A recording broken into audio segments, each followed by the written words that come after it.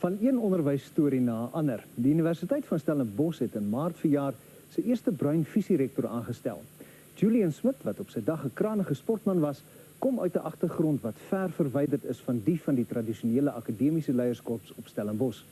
Hy sien egter meer as kans vir die groot taak wat op sy skouers rus. So saam met professor Smit stel ons vanaand ook ons nuwe veldaanbieder en insig se artikelredakteur Heinrich Weingart aan julle voor. So mens jouself afvra wat die perfekte profiel van 'n matriekstudent in die ou dae was, sou jy nie veel verder hoef te gesoek het as Julian Frederick Smit nie. Slimkopseun van McGregor op die Weskaapse platteland, Afrikaans in murg en been, en dan boonop nog 'n rugby en cricketspeler van formaat. Julian het alles gehad behalwe die regte velkleur. Hy het nietemin besluit om onderwys te gaan studeer en uiteindelik sy graad by die Universiteit van die Weskaap verwerf. Julian het groot geword op McGregor daar in die Poland. Ja, wat my bybly van my kinderjare op McGregor is ongetwyfeld die wonderlike mense, die dinamiese prosesse, die verhoudings wat mens in daardie kinderjare gehad het. Dit was 'n lewe waar mens in oop ruimtes jou karakter kon laat vorm. Twee instansies het werklik waar 'n groot invloed gespeel, die kerk en die skool. En toevallig was my vader die skoolhoof van die Methodiste skool op McGregor. En hy was, wat mense sou kon noem, ook die surrogaat predikant. So ons as kinders, en ons was 6, ons as kinders het eintlik regtig onder 'n baie sterk Christelike opvoeding groot geraak. Is daar enige spesifieke ervarings uit jou McGregor daar wat jou bybly?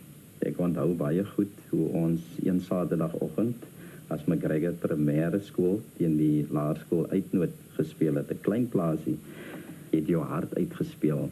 En toevallig het ek my eerste 3 daar gedruk. En na die wedstryd het die skoolhoof vir my spesiaal 'n halwe lemoen gegee as beloning vir daardie wonderlike 3.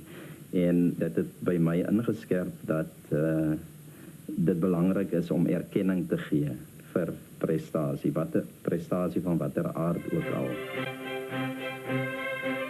En dit is hierdie filosofie van erkenning waar dit toekom, wat hy reeds in sy eerste onderwyspos op Robertson begin toepas het. Hy hou vir 6 jaar lank skool voordat hy in 1982 as dosent aangestel word by die Universiteit van Weskaapland se Afrikaans-Nederlandse departement. Hier skeer hy skouers met letterkundiges soos professor Duits Gerwel, Anton Kutse en Hein Willemse. Dis ook hier waar hy sy doktorsgraad verwerf met 'n studie oor kontemporêre swart Afrikaanse gemeenskapsteater in die Kaapse Skiereiland. En waar die belangstelling in gemeenskapsteater? Heinrich, ek het gedoseer aan die Universiteit van Weskaapland, spesifiek in drama, en het ek agtergekom dat die Afrikaanse literêre benadering eintlik 'n groot stuk sosiale dinamiek ignoreer wat in daardie stadium in die vroeë en middel 80er jare afgespeel het in die Weskaap spesifiek. Dis ook by EWK waar jy as sportman tot jou reg begin kom het. Toe ek na die Universiteit van Weskaapland kom in 1972, het ek my voorgenem ongeag in watter sportsoort ek gaan vir die Universiteit van Weskaapland verteenwoordig. Ek sou selfs bereid gewees het om sokker te gaan speel, hoewel rugby my voorliefde was. Maar soos die geluk dit wou hê, het ek na 1 wedstryd in die tweede span opgeskuif na die eerste span toe en sedertdien nooit teruggekyk nie. So ek het 'n gereelde eerste span speler begin raak en in 1974 het ek die kapteinskap van die Universiteit van Weskaapland se A-span oorgeneem.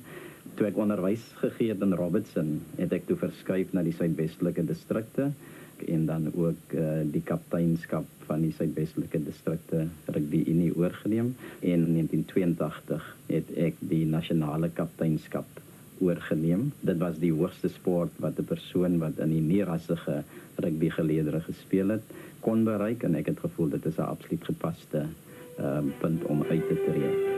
Wat hom destyds nie op die rugbyveld op nasionale vlak beskore was nie, het in die akademie 'n werklikheid geword, toe hy as die eerste bruin visierektor van die Universiteit van Stellenbosch aangestel is.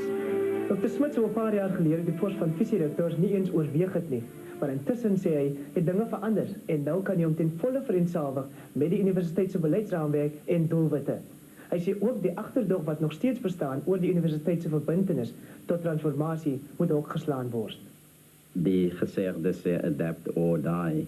En inderwaarheid sou dit absoluut onwys wees van enige hoër onderwysinrigting om nie te verander nie. Daar is beleidsbesluite wat druk uitoefen op tersiêre inrigtings in Suid-Afrika. Daar is ook die sosiaal-politieke dinamiek. Daar is die groot beweging in die rigting van groter toeganklikheid. Verder het die universiteit hom ook baie duidelik uitgespreek in terme van 'n verbondenheid tot die Afrika-konteks. En dit is belangrik ook in terme van wat nasionaal belangrik geag word, naamlik die Afrika-renessans. Een van Julian Smith se baie ideale vir die Universiteit van Stellenbosch is dat die transformasieproses vinnig en pynloos sal wees en uiteindelik die diversiteit van Suid-Afrika sal weerspieël.